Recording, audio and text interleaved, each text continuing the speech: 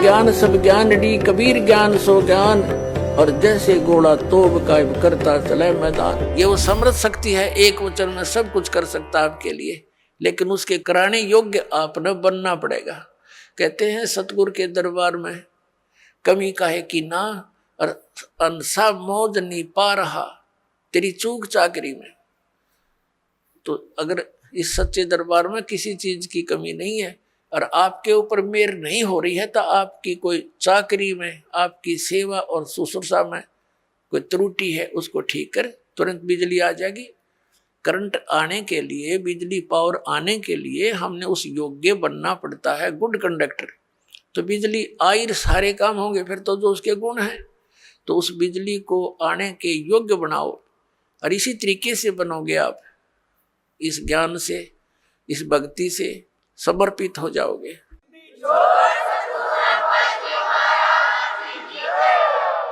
अब प्रसंग चल रहा है सतगुरु के उपदेश का, लाया एक विचार, जय सतगुरु मिलते नहीं, जाते नरक द्वार।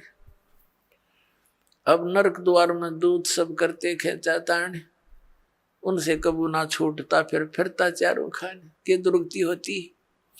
चार खानी में भ्रमता, कदे ना लगता पार। और ये सब फेरा मिट गया मेरे सतगुरु के उपकार, यानी उस परम संत, उस संत की कृपा से, इस मंत्र की प्राप्ति से मेरा यू सारा जो दुख था ये बाईपास निकल गया। 100 फेरा सब मिट गया मेरे सतगुरु के उपकार।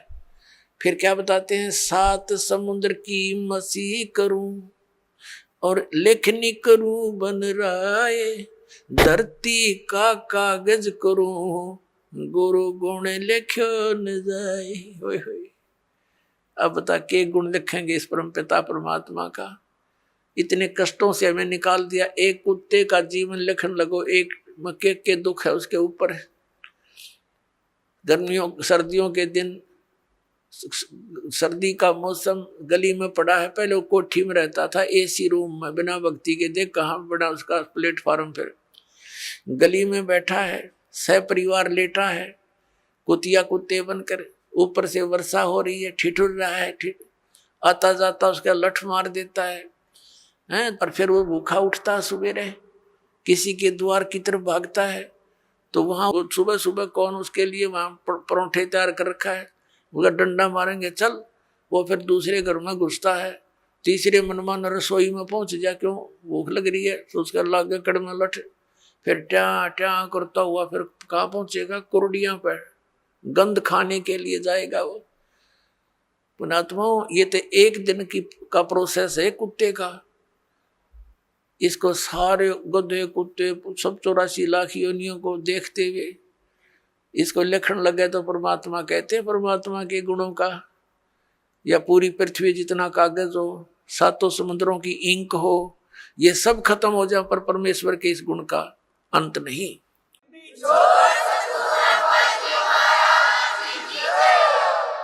अब पुण्यात्मा परमात्मा बताते हैं, गुरु गोविंद कर जानियो, रहियो शब्द समाए, मिले जब दंडवत बंदगी, नहीं तो पल पल ध्यान लगावे। गुरु जी को गोविंद यानी परमात्मा तुल मानकर अपना इस भक्ति रूपी गेम को सफल करना।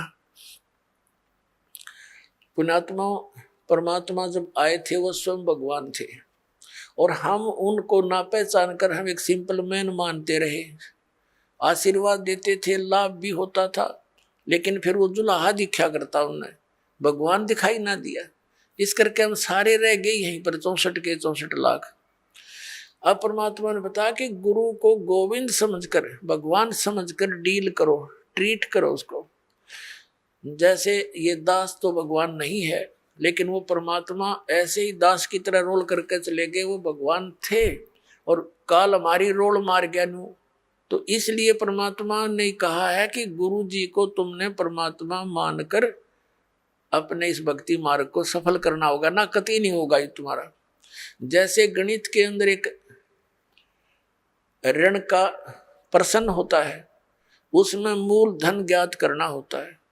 उसके लिए मानना पड़ता है, मान लो मूल धन 100 रुपये, वो 100 रुपये मूल धन नहीं होता।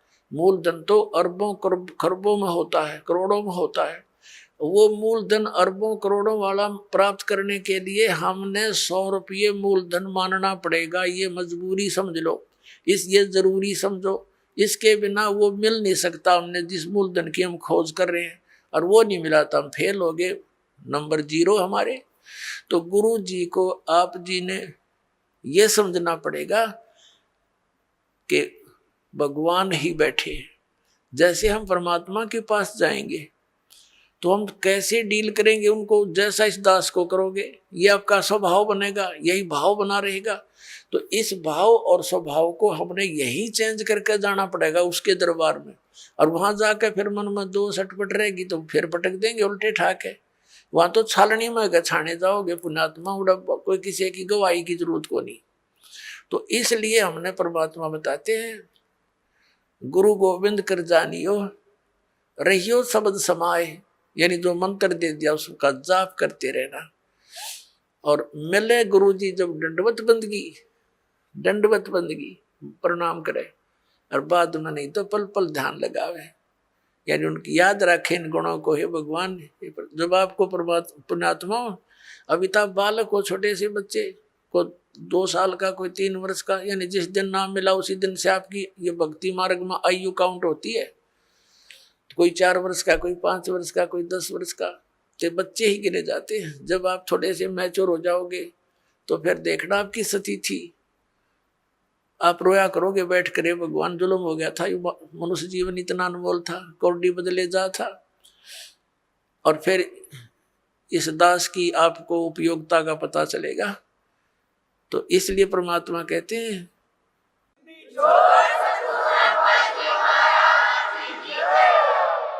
फिर उसकी भूल पड़ ही नहीं सकती। इतना उपयोगी वस्तु एक पल भी नहीं हम दूर हो सकते जिसमें इतना लगाव बन जाएगा, ऐसा खिंचाव बनेगा।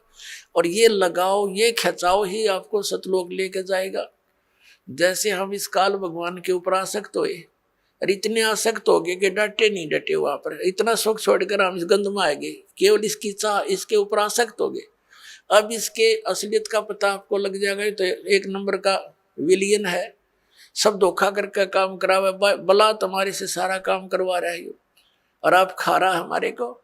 तो फिर आपका इससे दिल लटेगा, और परमात्मा की तरफ जाने के लिए आपको इस दास के अतिरिक्त पृथ्वी पर कुछ दिखाई नहीं देगा। तो फिर अपने आप आपकी आशा आपकी हर तरह से हट करके व्यक्ति इस दास पर जो है ना इकट्ठी हो जाएगी, एकत्रित हो जाएगी, और इतनी कसक हो जाएगी कि आप डांटे नहीं डट सकते। और यह भक्ति की शक्ति जो दास ने बताया, कमाई तुम्हारे साथ होगी। तो इस प्रकार फिर हम सतलोक जा सकेंगे, नहीं तो यह बात बनेगी नहीं जल्दी से।